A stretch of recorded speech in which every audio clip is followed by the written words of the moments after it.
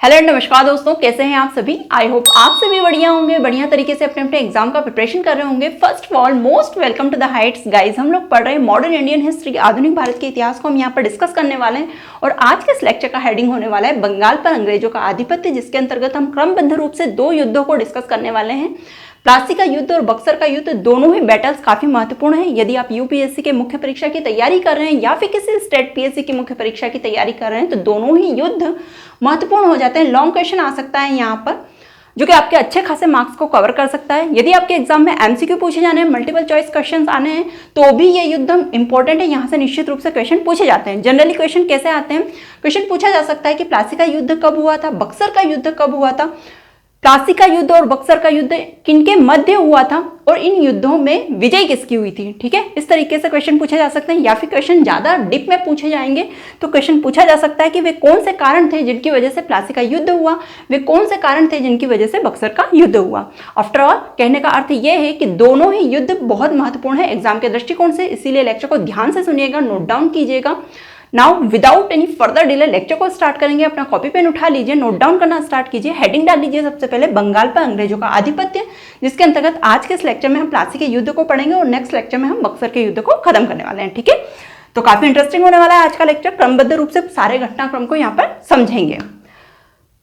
प्लासी के युद्ध के सामने ब्रैकेट में इनकी डेट्स भी लिख लीजिए कि कब कब ये युद्ध हुए थे, क्योंकि ये काफी इंपॉर्टेंट है। कई बार एग्जाम में क्वेश्चन पूछा गया है कि प्लासी का युद्ध कब हुआ है या बक्सर का युद्ध कब हुआ है। तो प्लासी का युद्ध डेट लिखेंगे आगे, यहाँ पे आप ब्रैकेट बना के लिख लीजिए 23 जून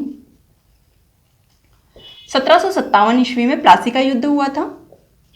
वहीं अगर बक्सर के युद्ध की बात की जाए तो बक्सर का युद्ध 23 अक्टूबर 1764 ईस्वी में हुआ था। ठीक है, कई बुक्स में आपको बक्सर के युद्ध की डेट 22 अक्टूबर भी मिलेगी, तो जैसा भी आप एग्जाम में देख लीजिएगा। ऑप्शन में या तो 23 अक्टूबर 1764 लिखा हुआ आएगा या फिर 22 अक्टूबर 1764 लिखा हुआ आएगा बक्सर के युद्ध की डेट, तो दोनों ही डेट आप याद रखेंगे। चलिए आगे चलते हैं।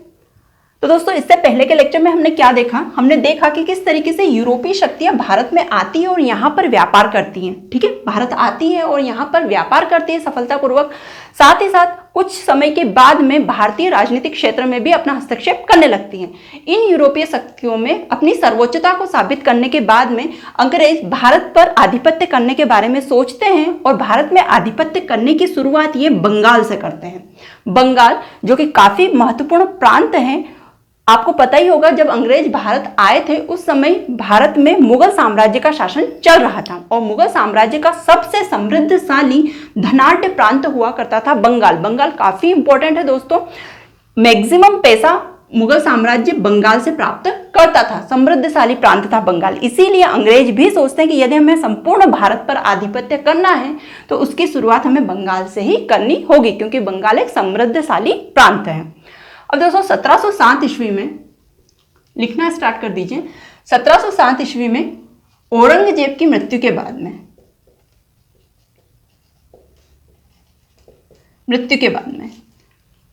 उत्तर मुगल काल का प्रारंभ होता है। मुगल साम्राज्य में उत्तर मुगल काल का प्रारंभ होता है। इससे पहले के लेक्चर में हमने उत्तर मुगल काल ही पढ़ा है दोस्तों। यदि वो लेक्चर नहीं देखा है तो चैनल की प्लेलिस्ट में जाइए और उस लेक्चर को जरूर से देखिएगा, ताकि चीजें बहुत अच्छे से समझ में आ जाती है। उत्तर मुगल काल मुगल साम्राज्य का पतन का काल कहा जाता है। पतन का काल क्यों? क्योंकि औरंगजेब तक मुगल साम्राज्य ने काफी तरक्की की थी, काफी आगे की ओर गया था, लेकिन जैसे ही उत्तर मुगल काल प्रारंभ होता है मुगल साम्राज्य का डिक्लाइनेशन स्टार्ट हो जाता है, मुगल साम्राज्य का पतन स्टार्ट हो जाता है। मतलब कहने का अर्थ है कि मुगल साम्राज्य क्या होता है, धीरे धीरे सिकुड़ने लगता है, धीरे धीरे उसकी ताकत खत्म होने लगती है, धीरे धीरे मुगल साम्राज्य का जो धन है वो खत्म होने लगता है। कहीं ना कहीं इनकी जो शक्ति है, ताकत है, वो क्षीण होने लगती है। कब? उत्तर मुगल काल में। तो औरंगजेब की जैसे ही मृत्यु होती है उत्तर मुगल काल प्रारंभ होता है, मुगल साम्राज्य का पतन भी प्रारंभ हो जाता है। 1717 ईस्वी में कंडीशन ये हो जाती है कि मुगल साम्राज्य का जो कंट्रोल होता है बंगाल प्रांत पे, वो भी धीरे धीरे फिसलने लगता है। बंगाल प्रांत भी इनसे अलग होने के कगार पे आ जाता है, इतनी इनकी ताकत क्षीण हो जाती है। देखिए अब तक क्या होता है, उत्तर मुगल काल जैसे ही प्रारंभ होता है ना, धीरे धीरे कई छोटे छोटे प्रांत बनने लगते हैं। जब साम्राज्य सिकुड़ने लगता है, संपूर्ण भारत पर आधिपत्य हो गया था, लगभग संपूर्ण भारत पर आधिपत्य था किसका? मुगल साम्राज्य का। लेकिन जैसे ही शक्ति क्षीण होने लगती है उत्तर मुगल काल में, साम्राज्य इनका जो था वो क्या होता है, सिकुड़ने लगता है, छोटे छोटे कई साम्राज्य, कई प्रांत, स्वतंत्र प्रांत बनने लगते हैं, जैसे कि अवध हुआ, मैसूर हुआ, मराठा हुआ, पंजाब हुआ, ये अलग अलग प्रांत, स्वतंत्र प्रांत इन्हें कह सकते हैं, ये निर्मित होने लगते हैं। और इसी तरीके से बंगाल भी अब धीरे धीरे इनकी पकड़ से क्या होता जाता है, ढीला होता जाता है, फिसलता जाता है, एक स्वतंत्र प्रांत बनने की कगार पर आ जाता है। अब जब बंगाल अलग हो जाएगा तो मुगल साम्राज्य तो पूरी तरीके से धराशायी हो जाएगा, क्योंकि बहुत सारा पैसा कहाँ से आ रहा है, बंगाल से ही आ रहा है। इसीलिए 1717 ईस्वी में जब मुगल साम्राज्य के शासक फर्रुखशियर होते हैं, फर्रुखशियर,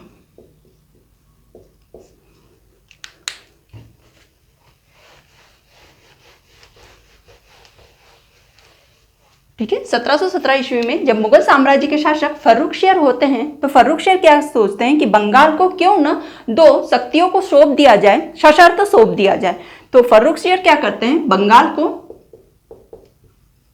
दो शक्तियों को दे देते हैं। किसे, एक तो बंगाल पर एक सूबेदार नियुक्त कर देते हैं वे, जो कि बंगाल की सत्ता को संभाल सके यहां पर रहकर, ठीक है, बंगाल का जो शासन है उसे संभाल सके। तो सूबेदार नाम का एक पद यहां पे बनाते हैं और एक व्यक्ति को उस पर नियुक्त करते हैं।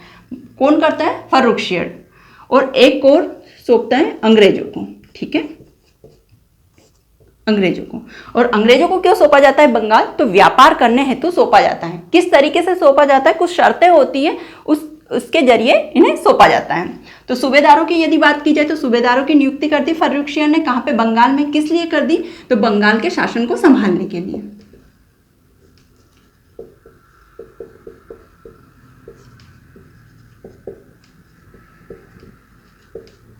संभालने हेतु।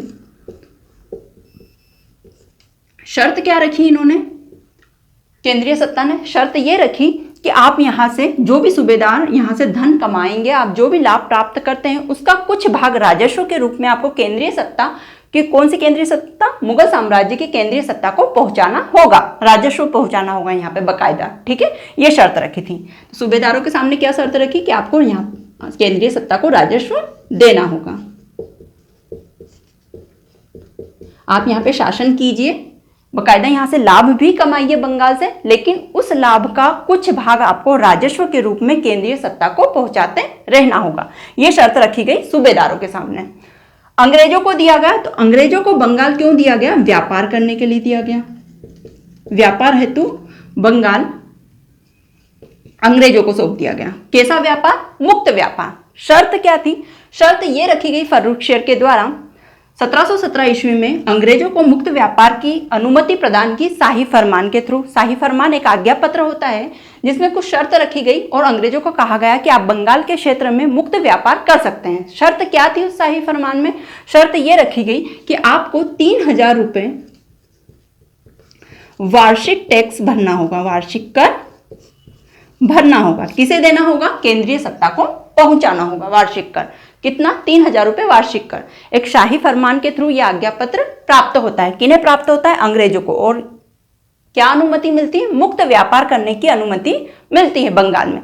इस तरीके से फर्रुखशियर ने बंगाल प्रांत को बचाने के लिए सूबेदार और अंग्रेजों को सौंप दिया था। और कैसे सौंपा था, सशर्त सौंपा था। आई होप चीजें अच्छे से क्लियर हो गई होगी। अब यहाँ पे बंगाल में क्या चल रहा है, बंगाल में जो शासन जो संभाल रहे हैं वे हैं सूबेदार, और जो यहाँ पे व्यापार कर रहे हैं वे हैं अंग्रेज, ठीक है।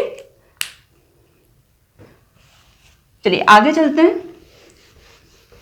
सबसे पहले आप देख लेते हैं, सबसे पहला सूबेदार यहाँ पे कौन नियुक्त होता है, ठीक है। तो पहले सूबेदार थे मुर्शिद कुली खां, मुर्शिद कुली खां। सारी चीजें नोट डाउन करेंगे।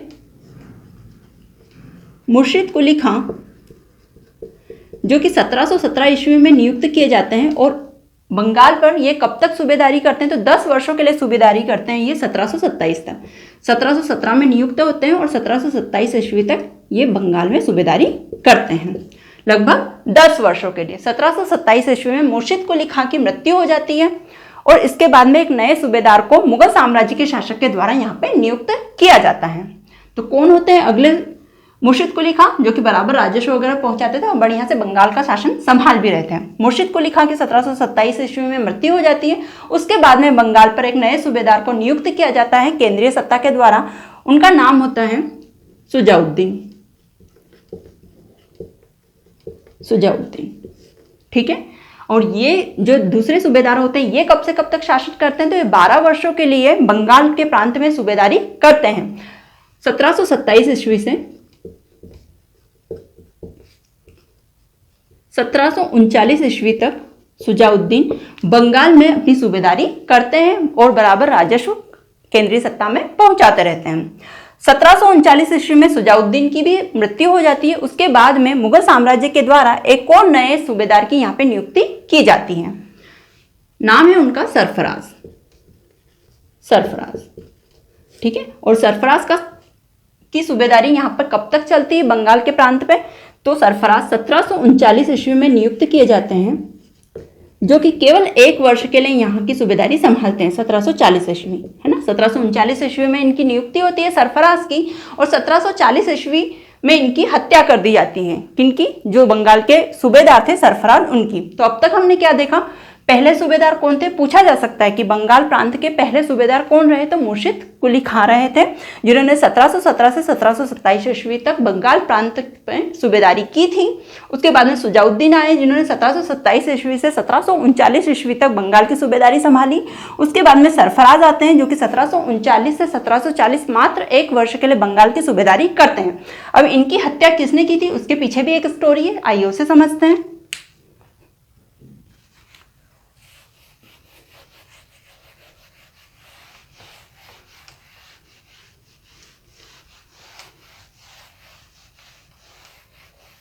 तो दोस्तों, सरफराज की सेना में एक सैनिक होते हैं, नाम है उनका अलीवर्दी खां। याद रखिए, काफी इंपॉर्टेंट है, अलीवर्दी खां,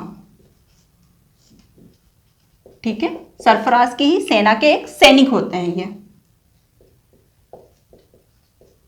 अलीवर्दी खां के द्वारा ही एक षड्यंत्र के द्वारा सरफराज की हत्या कर दी जाती है। कौन करते हैं? अलीवर्दी खां कर देते हैं सरफराज की हत्या, जो कि सरफराज की ही सेना के एक सैनिक होते हैं। अब सरफराज की हत्या हो गई है, अलीवर्दी खां बंगाल के प्रांत पर कब्जा कर लिया है अलीवर्दी खां ने, ठीक है। वो क्या बन गए, अब वो वहां के सूबेदार बन गए हैं, क्योंकि असल सूबेदार जो थे सरफराज, उनकी इन्होंने हत्या कर दी और स्वयं यहाँ की सूबेदारी संभालने लगे। कौन? अलीवर्दी खां। अब दोस्तों, अब तक क्या होता आ रहा था, अब तक जितने भी सूबेदार थे सभी की नियुक्ति मुगल साम्राज्य के शासक के द्वारा की जा रही थी, केंद्रीय सत्ता के द्वारा की जा रही थी। लेकिन अब क्या हुआ, अब अलीवर्दी खां ने सरफराज की हत्या कर दी और स्वयं स्वयं बंगाल प्रांत के क्या बन गए, सूबेदार बन गए। लेकिन कैसे?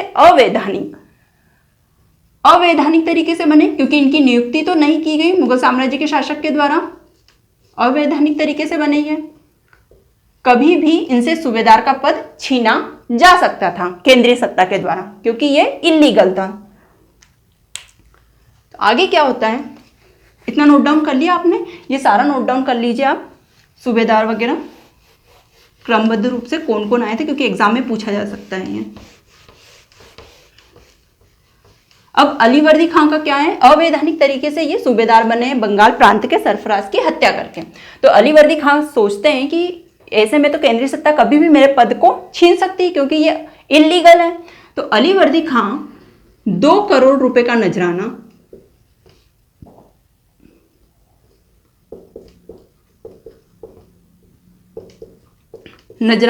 मतलब धन संपत्ति, 2 करोड़ का धन केंद्रीय सत्ता को पहुंचाते हैं, ठीक है। और क्या बोलते हैं, ये बोलते हैं कि मुझे आज्ञा पत्र प्रदान कीजिए कि मैं बंगाल की सूबेदारी वैधानिक तरीके से संभाल पाऊं।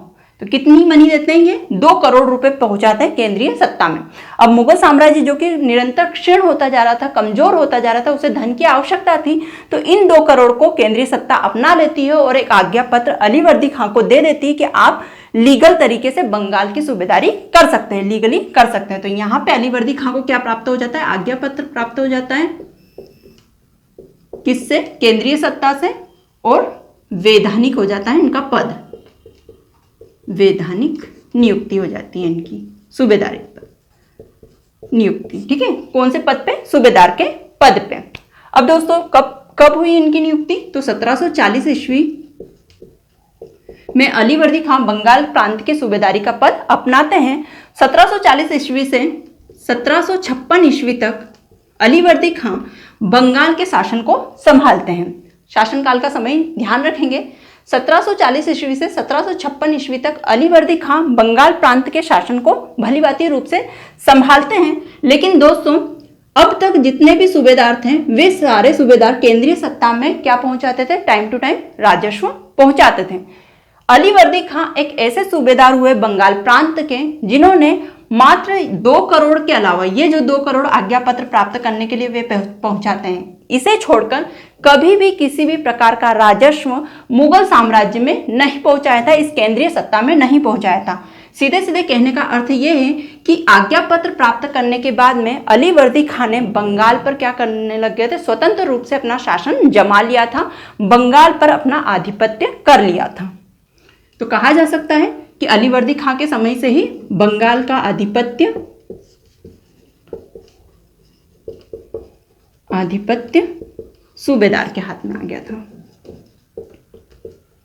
क्योंकि अलीवर्दी खां ने किसी भी प्रकार का राजस्व देने से मना कर दिया था केंद्रीय सत्ता को। ठीक है, बंगाल को हथिया लिया था, ये कह सकते हैं, या फिर आप कह सकते हैं कि बंगाल प्रांत को स्वतंत्र कर लिया था। किससे? मुगल सत्ता से। किसने? अलीवर्दी खां ने। इसीलिए अलीवर्दी खां काफी इंपॉर्टेंट हो जाते हैं। याद रखेंगे आप कि बंगाल पर आधिपत्य, जब नवाबों का आधिपत्य हुआ था तो स्वतंत्र रूप से मुगल सत्ता से स्वतंत्र किसने करवाया था बंगाल को? तो अलीवर्दी खां ने करवाया था। मोस्ट इंपॉर्टेंट फैक्ट है, एग्जाम में पूछा जा सकता है। यदि डीप में क्वेश्चन आएंगे तो यहाँ से निश्चित रूप से क्वेश्चन पूछे जाते हैं, इसीलिए ध्यान से लेक्चर को सुनेंगे और नोट डाउन भी करेंगे।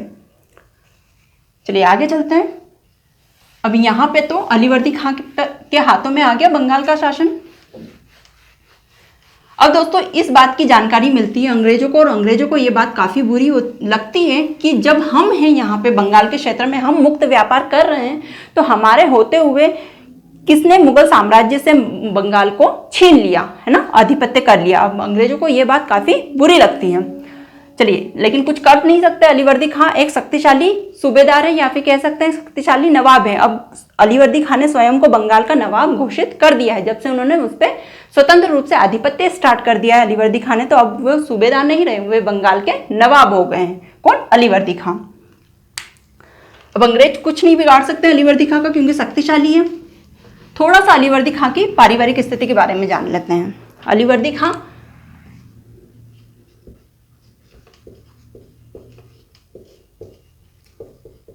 इनका कोई पुत्र नहीं है अलीवर्दी खां का। ठीक है, मतलब उत्तराधिकारी की समस्या आने वाली है आने वाले समय में बंगाल पर। अलीवर्दी खां की 3 पुत्रियां हैं। ठीक है, और कोई पुत्र नहीं होता है इनका। 3 पुत्रियां, जिनमें पहली जो बेटी होती है उनका नाम होता है घसीटी बेगम। इनका नाम याद रखिएगा, ये इंपॉर्टेंट है, घसीटी बेगम। ठीक है, पहली पुत्री इनकी, जिनका विवाह ये कहाँ करते हैं अलीवर्दी खां? तो इनका विवाह ढाका में होता है, जो कि वर्तमान में बांग्लादेश की राजधानी है, ढाका। ठीक है, और इनकी जो द्वितीय पुत्री होती है, सेकंड नंबर की, उनका विवाह ये पूर्णिया में करते हैं। पूर्णिया बिहार में पड़ता है ये वाला एरिया। थर्ड, इनकी तीसरी बेटी का विवाह ये पटना में करते हैं, जो कि वर्तमान में बिहार की राजधानी है, पटना। ठीक है, तो 3 पुत्रियां होती है अलीवर्दी खां की। फर्स्ट का विवाह ढाका में होता है, दूसरी का पूर्णिया में, और तीसरी का पटना में होता है। इनका कोई पुत्र नहीं होता है, इसीलिए आने वाले समय में यहाँ पे उत्तराधिकारी की समस्या होने वाली है। अलीवर्दी खां जो कि 1740 ईस्वी से 1756 ईस्वी तक शासन करते हैं।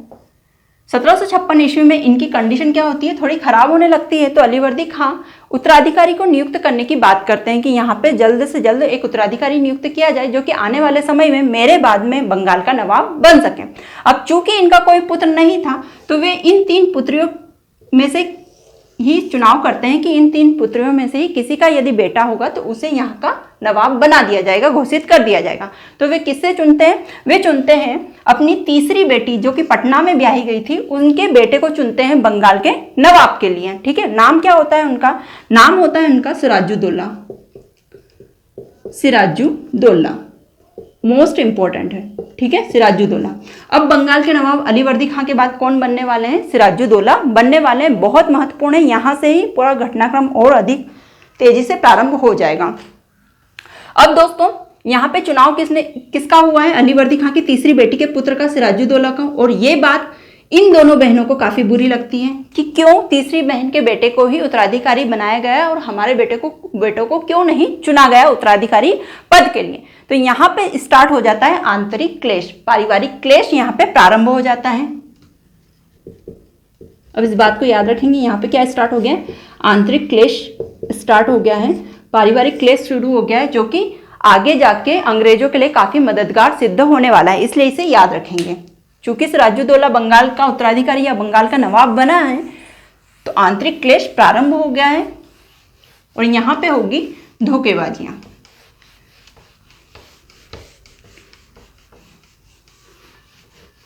चलिए, अब सिराजुद्दौला बंगाल के नवाब बन जाते हैं 1756 ईस्वी में। अलीवर्दी खां का शासन यहाँ पे खत्म हुआ और सिराजुद्दौला का प्रारंभ होता है। तो अगले नवाब कौन हुए, सिराजुद्दौला। इनके शासनकाल का समय देख लीजिए। तो सिराजुद्दौला 1756 ईस्वी में शासक बनते हैं, यहाँ के बंगाल के नवाब बनते हैं 1756 ईस्वी में, और इनका शासन चलता है यहाँ पे 1757 ईस्वी। केवल एक वर्ष के लिए ये यहाँ का शासन करते हैं सिराजुद्दौला।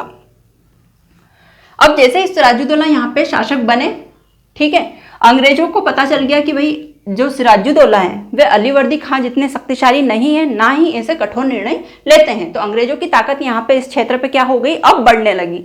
अलीवर्दी खां के बाद में अंग्रेजों की ताकत अब यहाँ पर बढ़ने लगी। तो क्या किया अंग्रेजों ने, बंगाल प्रांत में एक शहर पड़ता है कलकत्ता, है ना, इससे पहले भी हमने पढ़ा है। कलकत्ता में अंग्रेजी और फ्रांसीसी कंपनियां, जो व्यापारी कंपनियां थी, उन्होंने अपने किले बनाए हुए थे, है ना।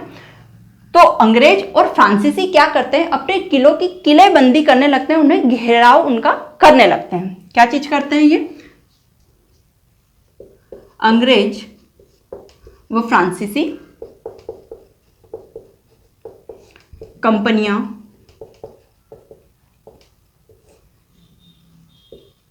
कलकत्ता में स्थित, पूरा लिखेंगे आप, अंग्रेज व फ्रांसीसी कंपनियां कलकत्ता में स्थित अपने किलों की किलेबंदी करने लगती हैं,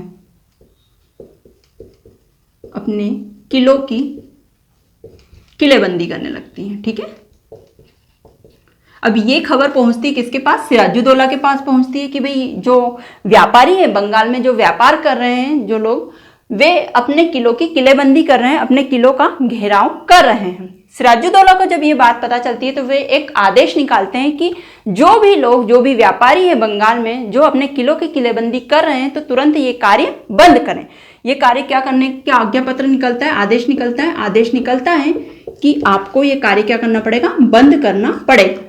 अब जैसे ही ये आदेश निकलता है, फ्रांसीसी इस आदेश को मान लेते हैं और अपने किलों की किलेबंदी रोक देते हैं, लेकिन अंग्रेज जो होते हैं वे अपने किले की किलेबंदी जारी रखते हैं, निरंतर रूप से कार्य को जारी रखते हैं, वे बंद नहीं करते। कहने का अर्थ है वे आदेश को नहीं मानते हैं। अब चूंकि अंग्रेज अपने किले की किलेबंदी कर रहे हैं, इनके किले का नाम याद रखेंगे, किले का नाम था फोर्ट विलियम, है ना, कलकत्ता में जो बना हुआ किला है फोर्ट विलियम। ये भी क्वेश्चन पूछा जा सकता है, क्या नाम है किले का, फोर्ट विलियम। तो फोर्ट विलियम, इस किले की किलेबंदी का काम चालू रखते हैं अंग्रेज।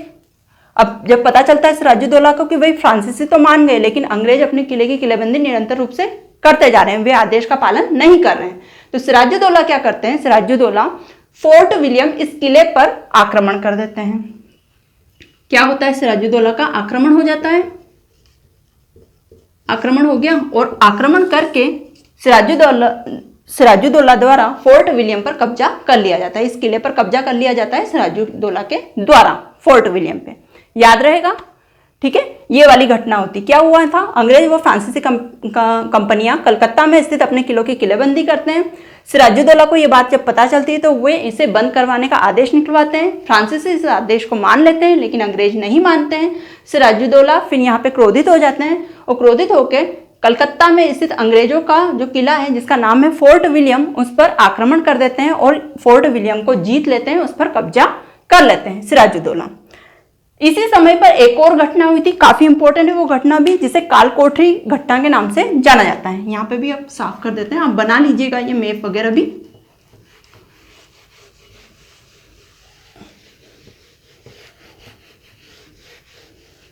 पास में ही ब्रैकेट में लिखेंगे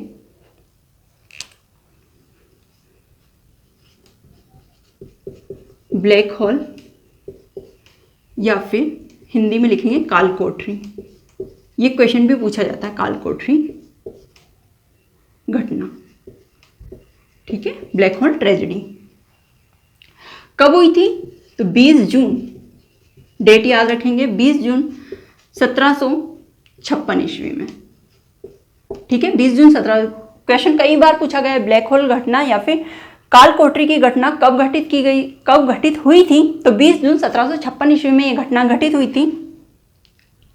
क्या हुआ था इस घटना में? तो इस घटना में यह होता है दोस्तों कि सिराजुद्दौला के द्वारा 146 अंग्रेजों को कैदी बनाया जाता है। 146 अंग्रेजों को कैदी बनाया जाता है और इन अंग्रेजों में कुछ पुरुष थे, कुछ महिलाएं थी और इवन दो कुछ बच्चे भी थे। ठीक है, इन अंग्रेजों में 146 में कुछ पुरुष थे, कुछ महिलाएं थे और कुछ बच्चे भी थे। इन्हें कैदी बनाने के बाद में क्या करते हैं सिराजुद्दौला? एक कोठी होती है, लगभग 18 फीट ऊंची कोठी और 14 फीट चौड़ी होती है ये कोठी। ठीक है, 18 फीट ऊंची हाइट होती है इसकी और चौड़ाई 14 फीट होती है। इस कोठरी में इन सभी अंग्रेजों को बंद करवा दिया जाता है और लगभग 3 दिनों तक रखा जाता है। 20 जून 1756 ईस्वी में इन्हें यहाँ पे कैदी बना लिया जाता है और 23 जून 1756 में ये द्वार खोला जाता है इस कोठरी का।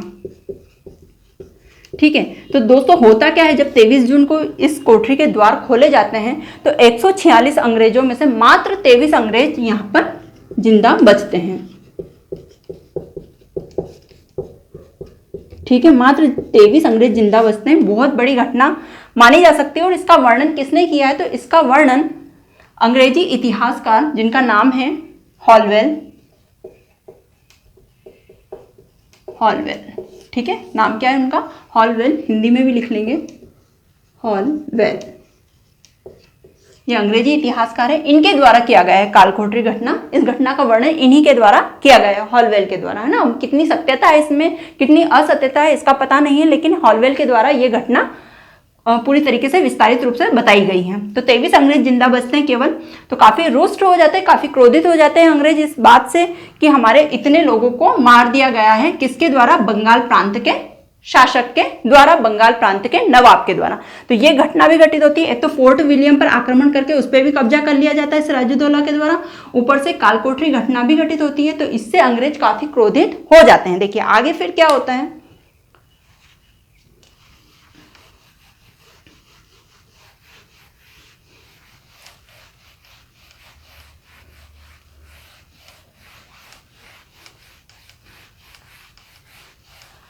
आगे दोस्तों, जब अंग्रेजी व्यापारियों को, जब अंग्रेज शासन प्रशासन को यह बात पता चलती है कि इतना बड़ा नुकसान हो गया है उनका, तो फरवरी 1757 ईस्वी में अंग्रेजी शासन की तरफ से एक सेनापति रॉबर्ट क्लाइव को सिराजुद्दौला के पास भेजा जाता है, अर्थात बंगाल में भेजा जाता है। ठीक है, अंग्रेजी शासन के द्वारा किसे भेजा जाता है? सेनापति, अंग्रेज सेनापति, नाम क्या है उनका? Robert Clive.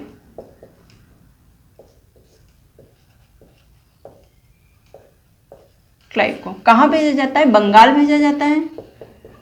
किसके पास भेजा जाता है? सिराजुद्दौला के पास।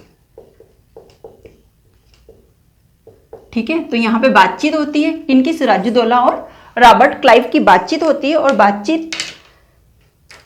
बातचीत के दौरान क्या निर्णय लिया जाता है? एक संधि की जाती है, जिस संधि को अलीगढ़ की संधि के नाम से जाना जाता है। यहाँ पे बातचीत हो रही है रॉबर्ट क्लाइव और सिराजुद्दौला के मध्य कि भाई क्यों हुई है ये सारी घटनाएं जो घटित हुई है, ये किस वजह से हुई है, क्या रीजन रहे इनके। तो इस तरीके से यहाँ पे मीटिंग होती है इनकी और एक संधि होती है अलीगढ़ की संधि।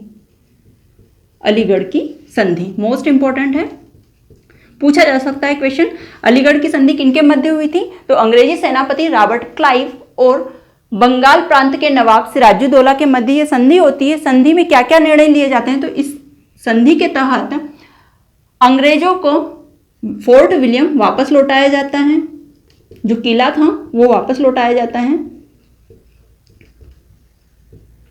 किला लौटाया गया। साथ ही साथ जो बंगाल प्रांत पे अंग्रेज मुक्त व्यापार कर रहे थे, तो बंगाल का क्षेत्र और बढ़ाकर बंगाल के साथ साथ में कौन कौन सा एरिया दे दिया जाता है मुक्त व्यापार के लिए इन्हें, तो बंगाल तो था ही अंग्रेजों के पास, बिहार, बंगाल, बिहार और उड़ीसा का क्षेत्र मुक्त व्यापार हेतु सौंपा जाता है, हेतु सौंपा गया। अब किसी तरीके का इन्हें टैक्स वगैरह नहीं भरना है, मुक्त व्यापार आप कर सकते हो बिना किसी टैक्स भरे, ठीक है, ये वाली शर्तें इनकी हो जाती है। तो काफी कुछ फायदा होता है अंग्रेजों का यहाँ पे, क्योंकि अब टैक्स नहीं भरना है इन्हें। बंगाल, बिहार, उड़ीसा के क्षेत्र में मुक्त व्यापार की अनुमति मिल जाती है। फोर्ट विलियम किला वापस हो जाता है इनका। एक और चीज होती है, एक और अनुमति मिलती है इन्हें, सिक्के ढालने की अनुमति मिलती है इस क्षेत्र में, ठीक है, अपने स्वयं के सिक्के ढालने की अनुमति, जो कि बहुत बड़ी बात है, ठीक है, सिक्के ढालने की अनुमति भी प्राप्त हो जाती है। तो ये होता है अलीगढ़ की संधि में, और संधि से आपको दिख रहा होगा कि किस तरीके से अंग्रेज अपनी ताकत को बढ़ाते जा रहे हैं, अपनी शक्ति में वृद्धि करते जा रहे हैं, और यहाँ पे सिराजुद्दौला कहीं ना कहीं कमजोर नजर आ रहे हैं, क्योंकि सिराजुद्दौला के पक्ष में कोई भी बात अलीगढ़ की संधि में नहीं हुई है। अब दोस्तों क्या होता है कि अंग्रेजों को पता चल जाता है कि कहीं ना कहीं बंगाल के जो नवाब हैं वे अलीवर्दी खां जितने ताकतवर नहीं है, कमजोर हैं, शक्तिशाली नहीं है, बंगाल प्रांत पे इतना अच्छा दबदबा उनका नहीं है। तो अब फायदा उठाया जा सकता है और बंगाल पर आधिपत्य किया जा सकता है। अंग्रेजों ने यहाँ पे योजना बनाना प्रारंभ कर दिया। क्या सोचा उन्होंने, क्यों ना सिराजुद्दौला को हटा दिया जाए, बंगाल के नवाब पद से हटा दिया जाए किसी भी तरीके से, और यहाँ पर एक कठपुतली नवाब की नियुक्ति की जाए, जो कि इनडायरेक्टली सारी बातें हमारी माने। ये योजना बनाते हैं अंग्रेज, कठपुतली नवाब की। अच्छा दोस्तों, यहां पे अंग्रेजों को एक चीज और पता चलती है। कौन सी चीज पता चलती है? आंतरिक क्लेश के बारे में पता चलता है। सारी जानकारियां कलेक्ट करना स्टार्ट कर देते, क्योंकि बहुत बड़ी योजना बना रहे होते हैं अंग्रेज बंगाल को हथियाने की, इसीलिए सारी जानकारियां कलेक्ट करते हैं। तो सिराजुद्दौला के बारे में ये पता करते हैं अंग्रेज कि इनके परिवार में आंतरिक क्लेश भी है, तो इसका फायदा भी उठाना है इन्हें, आंतरिक क्लेश का। क्या करते हैं, इनके जो परिवारजन के लोग होते हैं सिराजुद्दौला के, जो कि इनसे घृणा करते थे, उन्हें अंग्रेज अपनी बातों में ले लेते हैं, अर्थात अपनी बातें मनवाते हैं उनसे, और कहते हैं कि यदि आप लोग हमारा साथ दोगे, सिराजुद्दौला से धोखेबाजी करोगे, तो आपको लाभ ही लाभ मिलेगा आने वाले समय में, ठीक है। इस तरीके की शर्त रखते हैं उन परिवार के लोगों के साथ में। तो आंतरिक क्लेश का फायदा उठाते हैं, साथ ही साथ योजना क्या बनाते हैं, कठपुतली नवाब बनाने की योजना बनाते हैं। तो इसके तहत क्या करते हैं दोस्तों, इसके तहत अंग्रेज सिराजुद्दौला पर एक आरोप लगाते हैं। आरोप क्या होता है? आरोप यह होता है कि सिराजुद्दौला के द्वारा अलीगढ़ की संधि का उल्लंघन किया गया है, यह आरोप लगाया जाता है अंग्रेजों के द्वारा। अब जब ये आरोप लगाया गया तो यहाँ पे युद्ध छेड़ते हैं अंग्रेज। वो युद्ध का नाम होता है प्लासी का युद्ध, जो कि काफी इंपॉर्टेंट है। अब मजा आएगा पढ़ने में। अब आपको पता चल गया सारा घटनाक्रम। अब आ गया है प्लासी का युद्ध। और किस लिए हुआ? क्योंकि अंग्रेजों ने आरोप लगाया है सिराजुद्दौला पे कि आपने अलीगढ़ की संधि को भंग किया है, और अब आपको बंगाल प्रांत पे से हटना पड़ेगा, बंगाल की नवाबी छोड़नी पड़ेगी, ठीक है। इसीलिए होता है प्लासी का युद्ध।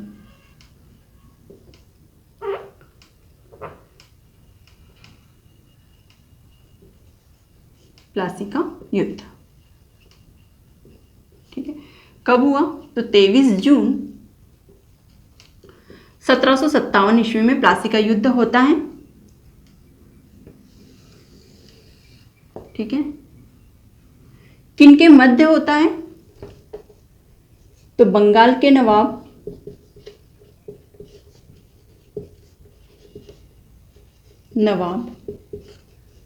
सिराजुद्दौला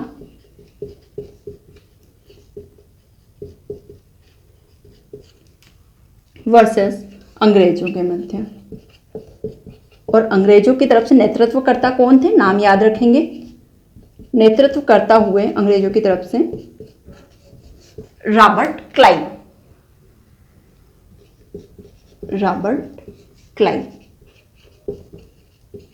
ठीक है। तो बंगाल के नवाब सिराजुद्दौला और अंग्रेजों के मध्य होता है प्लासी का युद्ध 23 जून 1757 ईस्वी में। इस युद्ध में कुछ लोग सिराजुद्दौला के खिलाफ धोखेबाजी भी करते हैं, जो कि परिवार के लोग ही होते हैं और शासन के लोग ही होते हैं, ठीक है। कौन कौन है उनके नाम लिख लीजिए। तो धोखेबाजी किसने की है?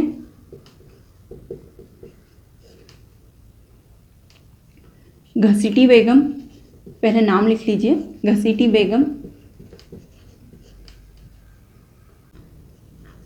मीर जाफर,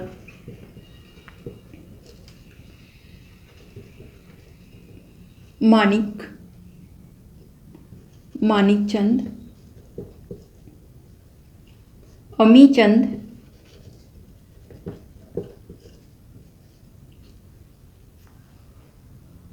और जगत सेठ, जगत सेठ। ठीक है, ये कुछ लोग होते हैं जो धोखेबाजी करते हैं किसके साथ, सिराजुद्दौला के साथ। बहुत बड़ी षड्यंत्र रचा जाता है यहाँ पे अंग्रेजों के द्वारा, इसीलिए कहीं ना कहीं सिराजुद्दौला भी यहाँ पे हार जाते हैं प्लासी के युद्ध में। विश्वसनीय लोग भी थे कुछ, उनके भी नाम लिख लीजिए, वो एग्जाम में पूछा जा सकता है कि इस युद्ध में विश्वसनीय कौन रहे सिराजुद्दौला के। तो विश्वसनीय रहे थे एक तो मोहनलाल,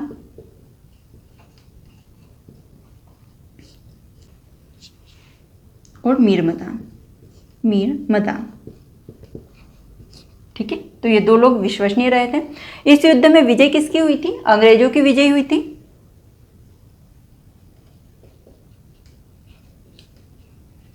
अंग्रेज विजयी हो गए थे इस युद्ध में। ठीक है, और उसके बाद में ये जो यहाँ पे आप लिख लीजिए, घसीटी बेगम ये कौन थी, ये मौसी थी सिराजुद्दौला की। मीर जाफर ये सेनापति होते हैं सिराजुद्दौला के। मानिक चंद अधिकारी होते हैं इनकी सत्ता के। अमी चंद व्यापारी होते हैं, व्यापारी। और जगत सेठ जो होते हैं बैंकर होते हैं, वित्त संभालते हैं, वित्त व्यवस्था संभालते हैं। तो इतने जो महत्वपूर्ण लोग थे, ये लोग ही जब धोखेबाजी करेंगे तो राजा को हारना निश्चित है। इसीलिए सिराजुद्दौला प्लासी के युद्ध में कहीं ना कहीं इनकी हार का कारण ये भी होते हैं। ठीक है, अब अंग्रेज विजयी हो गए इस युद्ध में। इन्होंने मीर जाफर, ये जो सेनापति होते हैं सिराजुद्दौला, ये बहुत बड़ी धोखेबाजी करते हैं। देखिए, सेना के सेनापति जो कि काफी महत्वपूर्ण होते हैं युद्ध में, जब वही दगाबाजी कर देगा तो युद्ध निश्चित रूप से हार होगी राजा की। तो मीर जाफर अंग्रेजों के साथ में मिला हुआ था, जो कि सेनापति था सिराजुद्दौला का। क्या शर्त रखते हैं अंग्रेज, क्या बोलते हैं मीर जाफर को कि यदि आप सिराजुद्दौला के विरुद्ध धोखेबाजी करते हैं तो आपको बंगाल का नवाब बना दिया जाएगा, बंगाल का नवाब। ठीक है, तो बंगाल के नवाब के पद के लिए ही मीर जाफर क्या करते हैं, अंग्रेजों का साथ देते हैं। तो जब प्लासी का युद्ध अंग्रेज जीत जाते हैं तो अगले जो बंगाल प्रांत के नवाब बनते हैं वे कौन बनते हैं, मीर जाफर बनते हैं। ठीक है, अब इसी के बाद में बक्सर का युद्ध होगा और वो भी एक घटनाक्रम है जो क्रमबद्ध रूप से चलता है, उसे भी हम समझने की कोशिश करेंगे। यहाँ पे हमने देखा प्लासी का युद्ध जो कि 23 जून 1757 ईस्वी में हुआ था। किनके मध्य हुआ था, तो बंगाल के नवाब सिराजुद्दौला और अंग्रेजों के मध्य हुआ था। यहाँ पे अंग्रेजों के नेतृत्वकर्ता कौन थे, तो रॉबर्ट क्लाइव थे। नाम याद रखेंगे, पूछा जा सकता है, रॉबर्ट क्लाइव काफी इंपॉर्टेंट है। धोखेबाजी किन किन ने की थी, तो परिवार के लोग ही थे और कुछ अधिकारी गण भी थे जिन्होंने धोखेबाजी की सिराजुद्दौला के विरुद्ध। फलस्वरूप यहाँ पे सिराजुद्दौला की हार हो जाती है और अंग्रेज यहाँ पे विजयी होते हैं। विश्वसनीय लोग भी रहे थे कुछ जिन्होंने सिराजुद्दौला का साथ दिया, वो थे मोहनलाल और मीर मदान। इंपॉर्टेंट है, ये सारे ही नाम याद कर लीजिए, अच्छे से नोट डाउन कर लीजिए इसे। आई होप लेक्चर अच्छा लगा होगा। लेक्चर अच्छा लगा हो तो वीडियो को लाइक कीजिएगा, चैनल पे नए आए तो चैनल को सब्सक्राइब कीजिएगा। मिलते हैं नेक्स्ट लेक्चर में, तब तक के लिए thank you so much and bye bye.